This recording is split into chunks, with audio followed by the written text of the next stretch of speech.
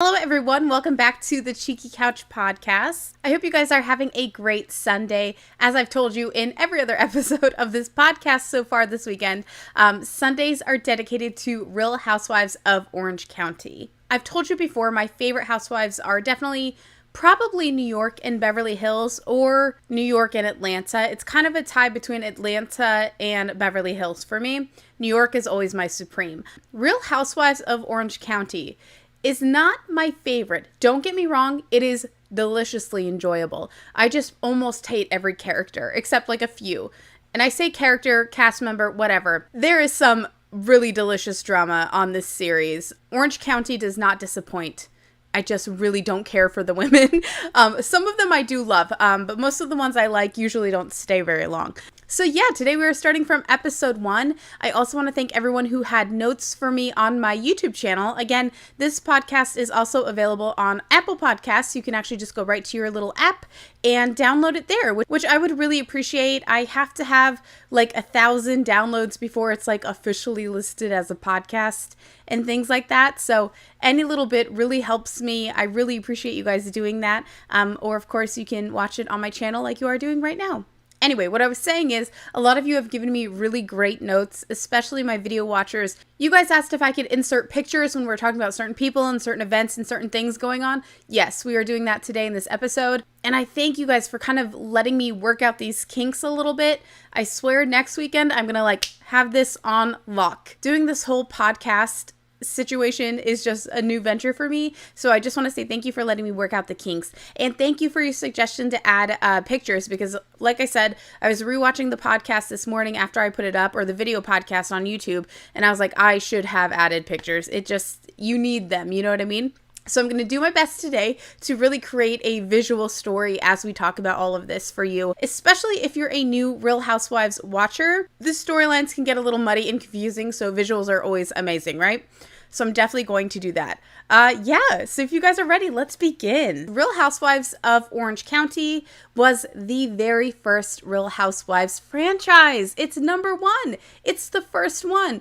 So they haven't exactly found the groove that we know today yet. And what's funny is, you know, what they sought out for the show to be kind of changed. I found this really interesting article on entertainmentweekly.com. I'm going to read you guys some things about it. So, Real Housewives of Orange County debuted in March 21st, 2006. 2006. Wait till you guys see some of these haircuts. Like, it's hilarious. Again, the fashion choices, amazing. And it changed reality TV forever. What was interesting is, part of the reason why this show was so successful was because of the writer's strike. If you're big into entertainment, you might remember the writer's strike. It lasted about 2 years, and because of that, there were no new shows being produced. It was just reoccurring shows. Now, of course, this being reality TV, they didn't have writers. Believe it or not, they did not have writers. So this show was something new and fresh, while, you know, a lot of new and fresh really wasn't going on. And that kind of helped to catapult the franchise. Something else that really interested me is the storyline, like I said, or the theme of the show has really changed over the years. It's kind of just feisty women, feisty, wealthy women, let's be honest. But for Real Housewives of Orange County, they really were trying to go for almost a Desperate Housewives vibe. Do you remember that show? Not only that, but it was specifically following this group of women who live in the same gated community. That's why in the intro, they show them opening the gates as if it's like a gated community. You know, no one else lives there but these special little people who live behind the gates. And the whole intro, there's this long monologue about these gates and what it feels like to live behind the gates, and you don't know what's going on behind the gates, and you know nothing sticks to you once you're untouchable once you're behind the gates. They really wanted to talk about these families who live behind a gated community and like give us lowly poor people a look inside at these wealthy gated communities. And it was really supposed to be about the moms and the kids. So we do see a big emphasis on the kids in Real Housewives of Orange County, which I really don't love. I really like in the new seasons, there's not as big of an emphasis on kids. I don't think kids should be on the show at all, quite frankly, especially with the way some of these women act. It's, ugh. and their dirty laundry all out there. The kids deserve better. They just do. That's going to follow them around for life. So I'm glad they got away from that. But yeah, I just thought that was all really, really interesting. Okay, let's get into our character introductions. You guys, please watch at least the first episode. You have to see how old and how strange everything is. Like, it does not look like the modern day Real Housewives. Especially the way they do their little taglines and their little clips. They are like horrible. Season 1. They are so horrible. Vicki Gunvalson is first. I'm sure even if you don't watch Housewives, you probably have a little idea about Vicki Gunvalson, or you've heard the name before because she is notoriously wild. She is just, all I can say is woo woo. Because Vicki woos a lot. Her tagline is, I don't want to get old.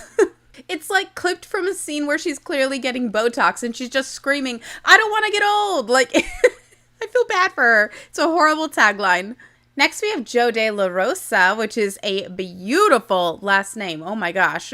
I believe she's the youngest on the show. She's not married. She's engaged. She's only 23 years old at the time of filming this. 23 years old. Can you imagine? That is so young. She's engaged to Slade Smiley. This will be a reoccurring name even long after Joe. Her tagline is, he's pretty much keeping me. Meaning, obviously, she's a kept woman. He likes her in the house. That's that. Then we have Lori's tagline, and just, it makes me feel... Okay, on one hand, I'm not gonna lie, it makes me laugh every time I hear it.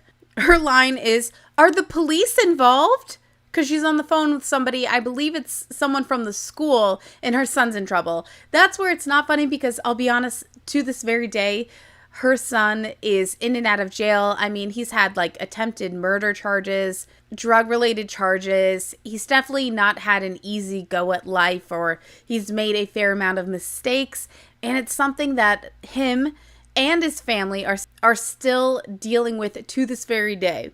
So when you watch it for the first time, it is funny. And then when you learn that it's still a problem today, he's in big trouble all the time, like big trouble, like jail, you feel kind of bad.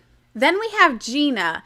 Gina is a very interesting woman. And actually, we have Gina to thank for the Real Housewives in general. In fact, this show was only thought of because of her and her family. Gina is a very wealthy realtor, but she's had a long career. She was an actress, she was a Playboy bunny, and she married a former professional baseball player. They have a close friend named Scott Dunlop, and he's actually the creator of the Housewives.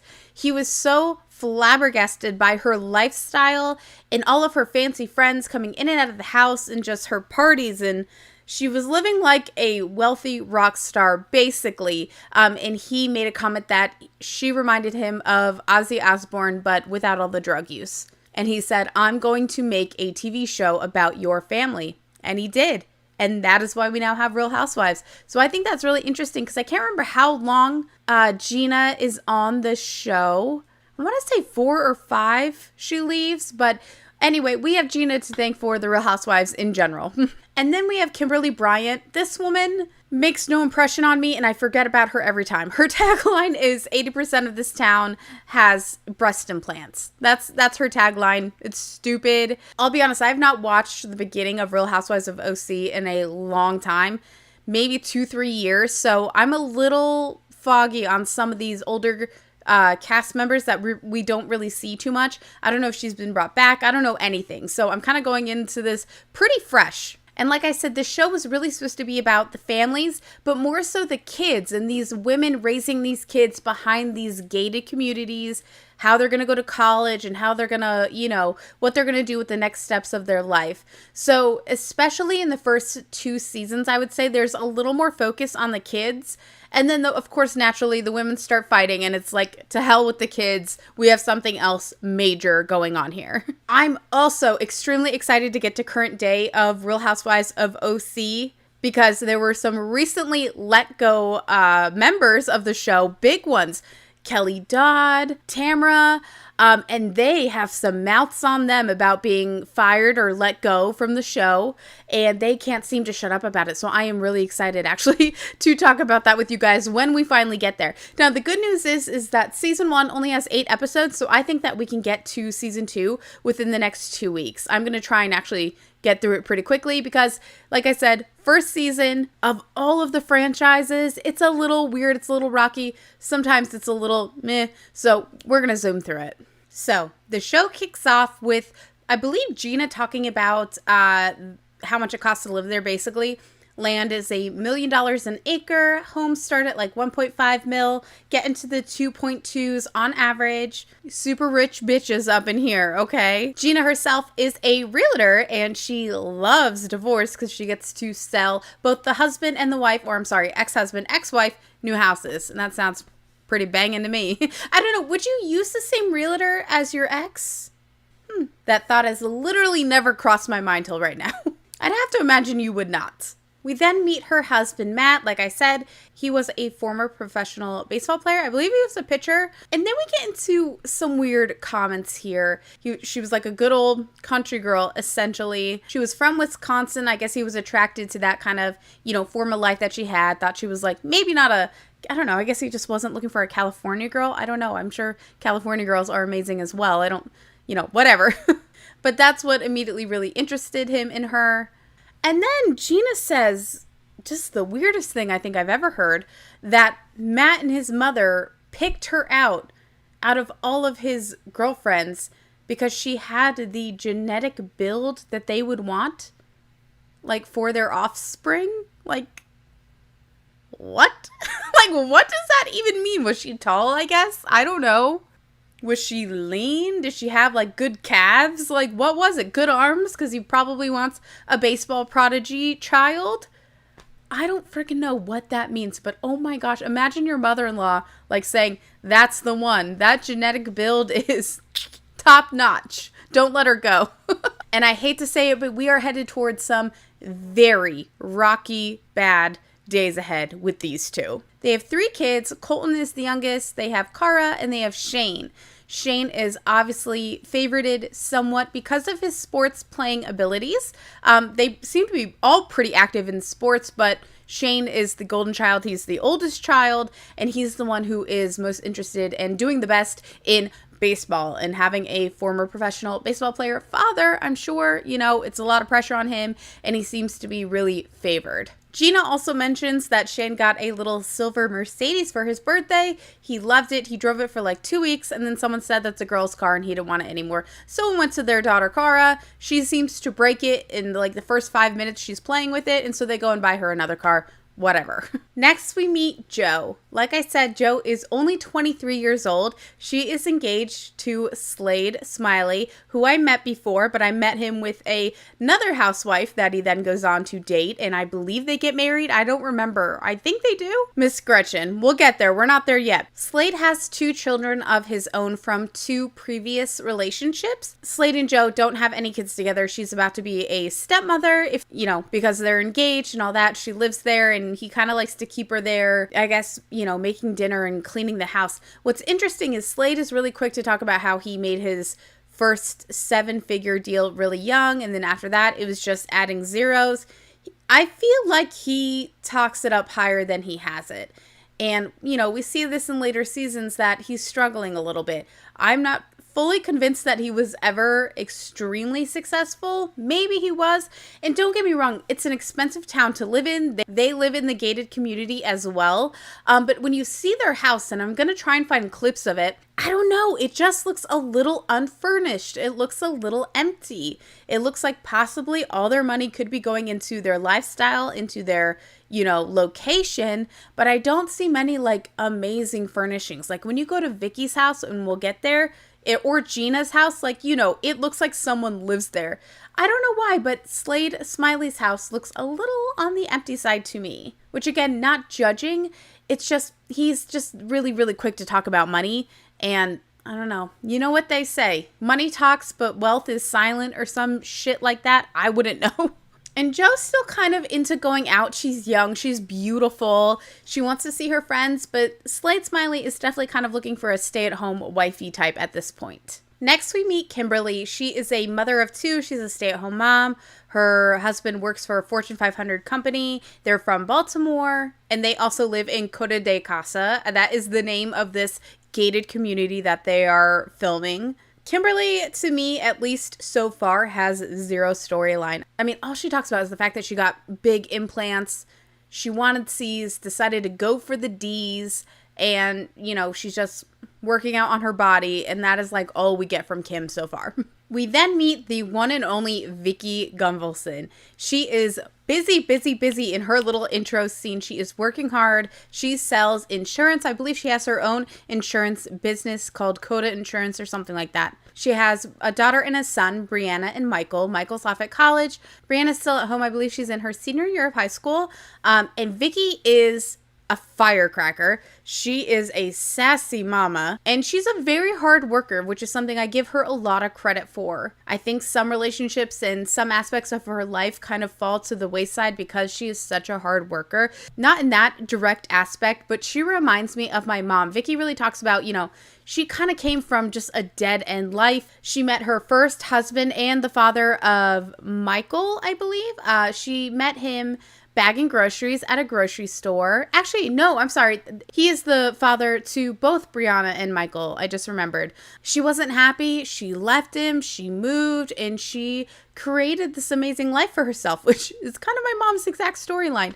So in a way, I really love Vicki, though she gets on my nerves, but I'm just proud of her that, especially back then, it's always hard for women to move up and to change their lives. But imagine it like in the 80s, you know what I mean? It was a different world back then. So I really do applaud Vicki for that. She created this beautiful life that she has always dreamed of, and she is a successful woman all on her own. We then meet her daughter Brianna. She is scurrying off to get ready for her senior prom. Ooh. Wait till you guys see these prom dresses, these hairstyles. I mean, this was so 2006. We also meet Don, her husband, who absolutely pulls at my heartstrings. I love Don. I wanted better for Don. I don't want to spoil anything, but just get ready to have your heart broken a little bit for Don, okay? This is a good man. He's a good man. Now we see Brianna and Vicki in the salon. Brianna's getting her hair done for prom tonight, and Vicki is just grilling her. And this is where we really get our first sense of Vicki's personality. She is a little frantic. She goes a mile a minute, and she has a lot of concerns. She's a worrier. She really is a mama bear. I think she's really, really sweet in that way. She just, you can just adores her children, maybe even obsesses over them a little bit, but she's warning Brianna. She's like, no drinking, no sex tonight, da-da-da-da. What is your date wearing? Oh my God, he's wearing a white tux. We need to change that. And you can tell Brianna is so cool. She is so loosey-goosey, and she's like, no, it's funny, it's hilarious. Like, so I love that Brianna is clearly so carefree, and she's just there to have a good time, and you see how she's the exact opposite of Vicki. Next, we see Shane playing basketball with some of his friends. Again, Shane is the son of Gina, and her daughter comes up and she wants to shoot a little hoop stunt on them, and she does. She makes it in. She's wearing this like crop top hoodie thing. I believe it says Juicy on it. It's probably Juicy Couture. She's wearing bikini bottoms and like a little skirt over it, and I hate how the cameraman shot this scene. Please pay attention to this. It's at 11 minutes and 20 seconds if you're watching the episode yourself. You know how they slice and dice footage and make it look weird sometimes? They definitely do that. And, you know, Kara comes up and she's just she's just a normal girl. She just has a little midriff showing. It's not a big deal.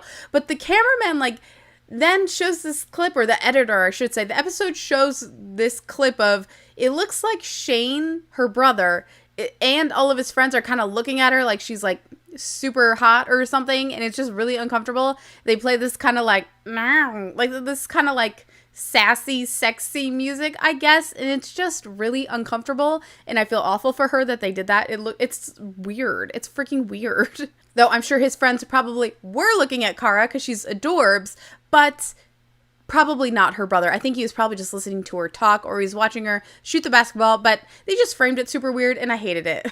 We zoom to Kara at her volleyball game. Gina is there cheering her on, and she has a little snippet, Kara does, about how Shane's definitely favored in the family, and she's really good at school. She gets really good grades, and she's really good at volleyball, and she's happy her mom's at least there to cheer her on, but she wishes her dad would be there to watch her. It sounds like her dad isn't very involved in her life. Like, I think Shane is literally his, at least from what we can tell, Shane kind of seems to be his dad's focus solely. Then we pivot to Shane's baseball game. Matt is obviously there. I would say rooting for his boy, but I don't get that vibe from Matt, from the father. And Gina says that if Shane were to make it to the major leagues, he will be the third generation of the family to do that. And there's only been 2 other families who have done that, like, in history. So clearly there's a lot riding on Shane's shoulders to get into the major leagues. Now, this is interesting, and it's actually something that I know of one other family that I knew in New Jersey did this as well. So Shane is clearly struggling in school. He's not doing well, and she believes it's in part because the baseball team that he was playing on at his school, they thought wasn't good enough, or it just wasn't working out for Shane. So they literally bought another house, a $780,000 house. It looks like a little townhouse. Not little, my gosh, but a $780,000 townhouse so that Shane and Matt could live there so he could attend a different school and try out on that baseball team. Like, that is how they spent $780 just to switch schools and kept their original house and had those kids still there, and then just bought this other house so that he could try on a different baseball team. So, like, gosh, imagine the pressure on Shane, and he's already not doing well in school. Things are not looking good. And now the draft is coming up. They are hoping he's going to get drafted. Shane did so badly in school. He failed so much that he was not able to play baseball his entire senior year. Imagine wanting to be drafted and you just missed out on your senior year baseball time. Like, what an F up. And I worry for him. I can only imagine how hard his father probably came down upon him. I'm a firm believer that, you're not done raising your kids like right at 18. So even if it was his senior year, I partly think they should have been on top of him with his grades. I mean, you have to, right? I mean, if you're clearly your entire family is like banking on the fact that he's going to go pro, and no one was checking to see if he was doing his homework. Not that you should have to. I get it. But I mean, if you have that level of expectation of him, you should probably put in that much effort yourself to ensure that it happens. Then we're back with Kimberly, the one who got the breast implants, and that's about all we know about her so far because there's really not much to her, I swear. She is driving her daughter Bianca to the salon. She's going to get her hair done because it is she says her middle school prom. I've never heard of such a thing. I've heard of farewell dances, like 8th grade farewell or things like that. Little graduation dances. I've never heard of an 8th grade prom. We're back at Vicky's and she's taking photos of Brianna and all her friends in Brianna's date for their prom. Brianna has a really cute pink dress. I care about those details. I don't know if you do, but she looks amazing. And you can tell like her mom is just fawning over her, obsessed with her. And Brianna is just so chill. And she's like, my mom is just totally trying to live her life through me, which she honestly doesn't mean it bratty. She's being silly. And they have an extremely close relationship, and I really admire it. I think they're really cute together. I mean, you have to be a special person to handle Vicky Govelson. You just do. We're back at Joe and Slade's house. He's winding down for the night. It's about 9 o'clock. He has to put the boys to bed. Joe's in the kitchen with a cute little dress on with her girls. Looks like they're sipping cocktails, probably vodka sodas with a little lime. That's what it looks like. Possibly a margarita. I'm not quite sure. And she is ready to go out for a night on the town. So we're seeing the contrast of relationships. He really wants to settle down with a cute little trophy wife. I mean, she's only 23, 24 years old. She is so young, and she's really in the peak of her life, and the poor thing is cooped up at home. But not tonight. She is ready to get out. What's really interesting is this scene of Joe in the club. They're drinking and dancing, and they light up cigarettes, like indoors. I didn't think you could even do that even in 2006. Now we're back at Vicky's, and Lori's there. Lori actually works for Vicky. This I thought was really sweet. They were friends to begin with, but Lori is a single mother. She has 3 kids all on her own. She was struggling financially. And Vicky kind of took her under her wing, gave her a job at her own, insurance sales company. And so Lori is working there at Vicky's house because Vicky's office is in her house. And she gave her a job to kind of help lift her up. And I think she probably saw a little bit of herself in Lori. You know, she's struggling and wants a better life. And Vicky's doing everything she can to help her get that. What's interesting is that Lori actually was only even casted on the show because a film crew showed up to film Vicky. They noticed Lori and they thought, this is interesting. We have all these wealthy women here in this show, and here's Lori kind of trying to get there on her own, and she's under Vicky's wing, and she's blonde, she's beautiful, great bod, like she fits the show perfectly, and she adds that contrast so you're not just sitting there watching a bunch of rich women enjoy their life. You know what I mean? It adds a little bit of normalcy to the show. Lori then talks a little bit about her divorce. In her words, she was screwed. She didn't receive any sort of settlement from the divorce, which I'm like, wow, I wonder why. Especially having 3 kids, I wonder why she did not receive a settlement. It happens sometimes, unfortunately. And then she goes and visits her old house that she used to live in. It's not her house anymore. She has a much smaller apartment style now. And yeah, and it's sad, but it's inspirational to see her striving for more and to get back to the life that she loved. Then it bumps to Lori's current residence. It's, I believe, out of the gated community, and it's still nothing to laugh at. It's a beautiful townhome, like seriously gorgeous. Anyone would be lucky to live there. But I bet it's stressful coming from the life that you did. And also having 2 kids in a townhouse. I mean, we have 3 cats in a townhouse, about to be 4. I'll talk about that at the end of the show. I'm really excited. We adopted a little baby today, and she's coming home to us on Wednesday, and I'm really excited. I mean, a cat, not a baby. I'm so sorry. That was a poor choice of words. We adopted a 4-year-old cat. Anyway, Lori has an older daughter, Ashley. She lives in LA, and her 2 younger kids live in the townhome with her. If you remember, Josh is the one that's really struggling. We see Josh for the first time, and by the way, just his hairstyle, this is so, what was his name?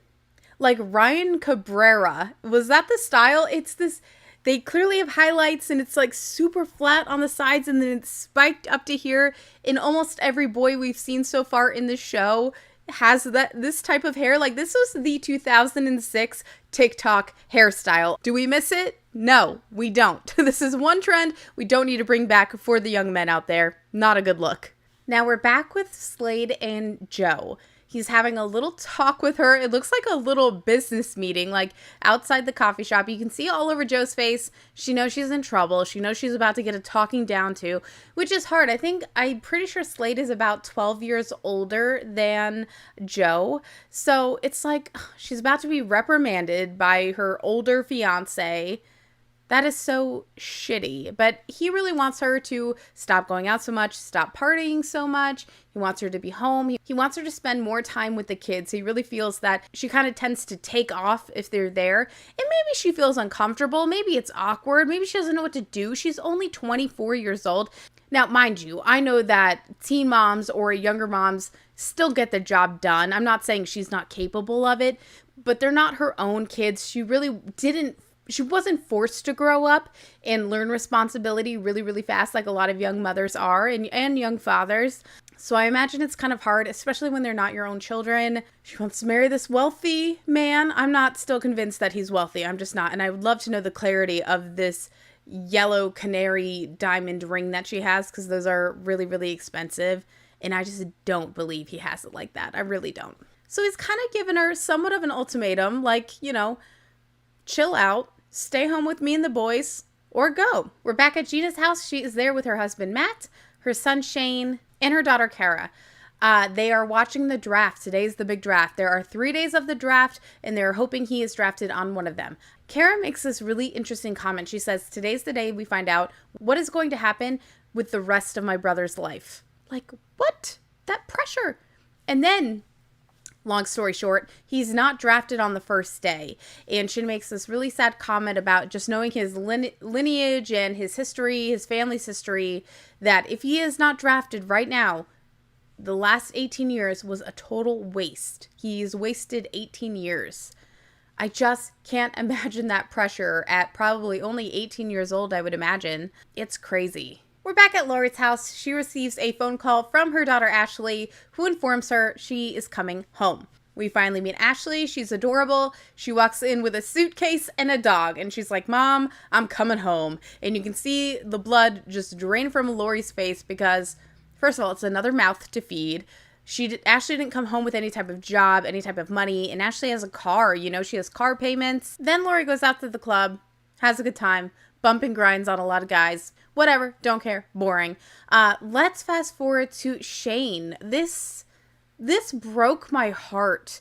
You can just tell, at least with Shane, there was no encouragement, emphasis, or support with him in his education. We kind of could already tell that by the way the entire family's like counting on him to go pro with the baseball, and yet no one was making sure he was like getting his grades up. Like they were just throwing that to the wind. That bothers me so much. But anyway, we get back to Shane. He's all alone at home. It's the day of his graduation. And the first thing he says is, today's my graduation and I'm not going.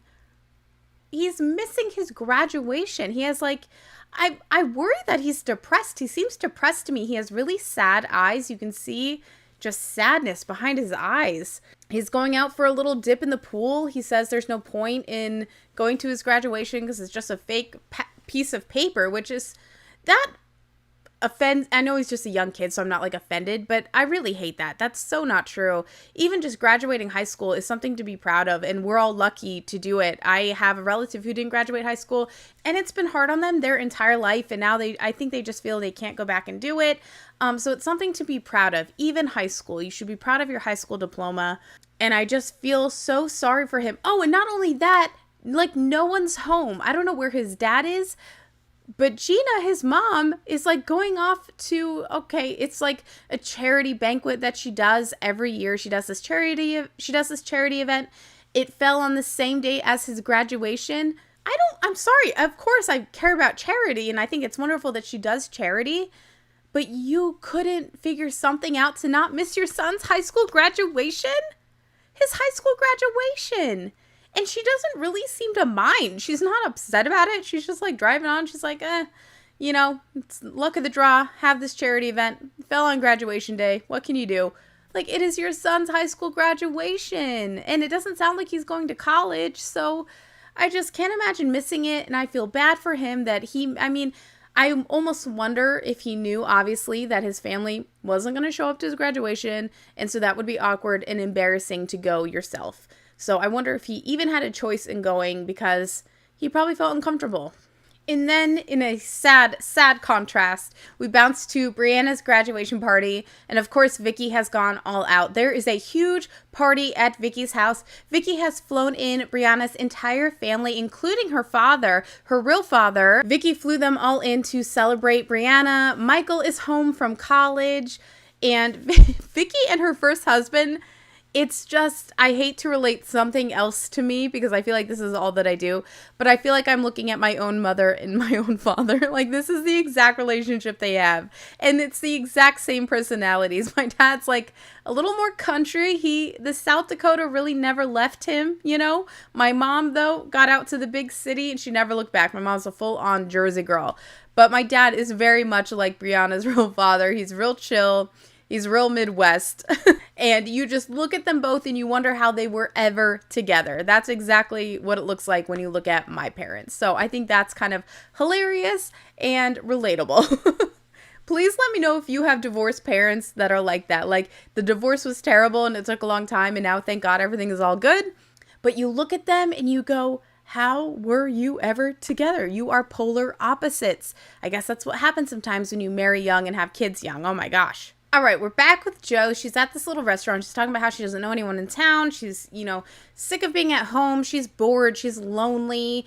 This is the fakest, worst scene I have ever seen anywhere, ever. It is so awful.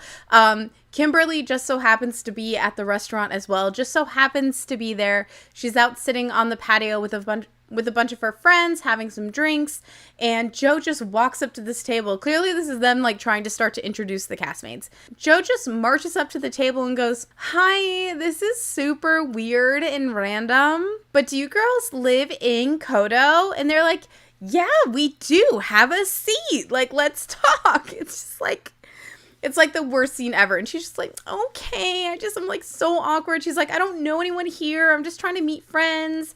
So they're just talking about each other's lives, blah, blah, blah, blah. Joe goes on and on about how she's like cooped up at home all the time. She can't get out of her house ever. It's starting to sound a little alarming, to be honest with you.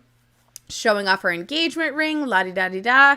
They exchange phone numbers and they decide they are going to hang out sometime. So this is introducing the castmates to each other, at least Kimberly and Joe. We're back at Gina's and she lets us know that Shane was drafted by the Oakland A's. So that's great. But just because you're drafted doesn't mean you'll actually play, I guess, which is like so shitty. I know nothing about sports, so that's upsetting. We also learned that Cara made the varsity volleyball team, which is awesome. So Gina has... I feel like they play these weird games with their kids. I don't know. But Gina has flowers, or maybe she's just trying to show her support too. But Gina has flowers there for her. Shane gets nothing, even though he was drafted by the Oakland A's. Cara also asked if she could have $500 if she made the varsity team, and so she gets 500 smackaroos. Smackaroos or smuckaroos? Smackaroos, I believe it is. The final scene, we are back at Joe's house, or Joe and Slade's house. She's like walking around in a little Juicy Couture velour sweatsuit. It's so 2006. Low rise, of course. She has a little coffee and she slumps down on her couch and she's like, like, oh, I'm a lonely little housewife. I love Joe, by the way. I'm not making fun of her. I just think maybe her scenes are a little contrived. You know, they wanted her to stir it up a little bit. And she's young and she's eager and she's not embarrassed. So anyway, when she was at her little random meetup with Lori that was totally scripted for sure, Lori suggested maybe trying on some outfits and putting together like a sexy little show for her husband. So Joe is here having this really tacky video montage. She puts together the most horrendous little sexy outfit and she calls Slade and she's like, I need you home right now. This scene is so crazy to me. She's like in her bra and underwear. She's putting on tank tops and like little schoolgirl skirts and she has pigtails in and she's like just dancing around and like singing and she's like just trying on all these little outfits. Like she literally is having a Clueless moment, just like a little more trashy version of it, to be honest. She settles on a black skirt, a black tank top, a zebra cowgirl hat, and a giant hot pink boa, giant hot pink feather boa. To be honest, it's really not, it doesn't, if she removed the hat and the boa, it looks like a normal outfit. It's really not too scandalous. She has like a pair of handcuffs on her thigh. It is just like, it is so much. She says, honey, I really need you to come home. So then we have a shot of Slade just zooming home in his Hummer, trying to see what's wrong, what's going on. Yeah, right. They probably had him waiting down the street and they're like, okay, you can go now. He rushes in. Joe meets him at the door, gives him a big old wet kiss. She's like taking off his jacket as they're stumbling to the couch. She throws him on the couch. This is getting like really graphic. She hops up right on top and before you know it, she takes her shirt off and we get a good look at side boob.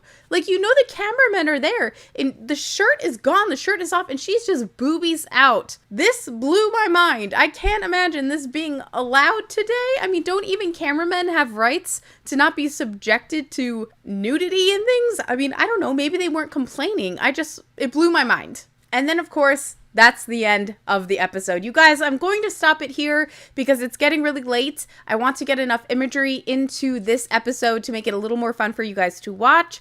And we'll pick it back up next Sunday. I decided I'm going to be filming the Real Housewives rewatch episodes during the week, just so that I have enough time to get 2 to 3 episodes of The Housewives in one Cheeky Couch episode. That way we can burn through these seasons quickly.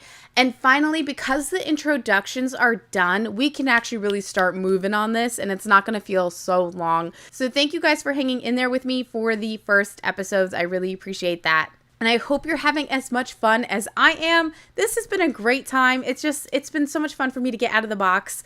Like I told you, we are bringing home a new kitty on Wednesday. I'm really excited. I am nervous to introduce her to our other cats. Don't worry, we are going extremely slow. Actually, her name is Kimbella. She goes by Amabella. She goes by Bella. And I actually love the name Amabella, but I'll probably end up just calling her Bella. I don't want to change her name because she's 4 years old and it's the family that it's the name that the previous family gave her. And so I imagine she probably recognizes her name by now. So I don't want to change it. That's her name. But she's actually going to be staying in here. So I think you guys might get to see her. Because like I said, we have 3 cats of our own, as you guys know, Lola, Luca, and Leo. They're Italian. They love Real Housewives of New Jersey. I don't know why we gave them Italian names because neither Alok or I are Italian. He actually named them, so you have to ask him. But she's going to be living in here for a week or two as we start the, introduction slowly. I mean, we're not starting the introductions this week. Little things like how you can, play with them on each side of the door and kind of swap scents of things and get them used to each other. I imagine it's going to be a week to 2 weeks. Who knows how long, but I'm clearing out this room a little bit, and this is going to be her main living quarters. And I'm really hoping she just curls up right on this couch, and I'm hoping she will be in some videos. I counted on Lola being in some Cheeky Couch videos, and she just hasn't come up, and you can't tell Lola what to do. So fine, Lola, Anyway, I'm really excited to bring her home this Wednesday. So yeah, I hope you guys enjoyed this episode of Cheeky Couch. Don't forget you can listen on Apple Podcasts, and I am getting it uploaded to Spotify and those other ones as well. Like I said, I will let you guys know on the Cheeky Couch Instagram when they are up on every platform. Secondly, I would appreciate any downloads you guys are willing to give me on Apple Podcasts. I have to get to 1,000 downloads to qualify for their podcaster program. So if you could help me out there, I would appreciate it. Only if you want to. I'm not asking you to. Just maybe as a little reminder, if you wanted these on your phone so you can listen to them while you're doing housework, busy work, whatever, I would love that so much. I'd also appreciate any ratings you guys think I deserve there. And of course, make sure you're subscribed to my YouTube channel, please. Like 80% of my audience isn't actually subscribed. I am convinced that almost all my subscribers are people who don't even use their accounts anymore.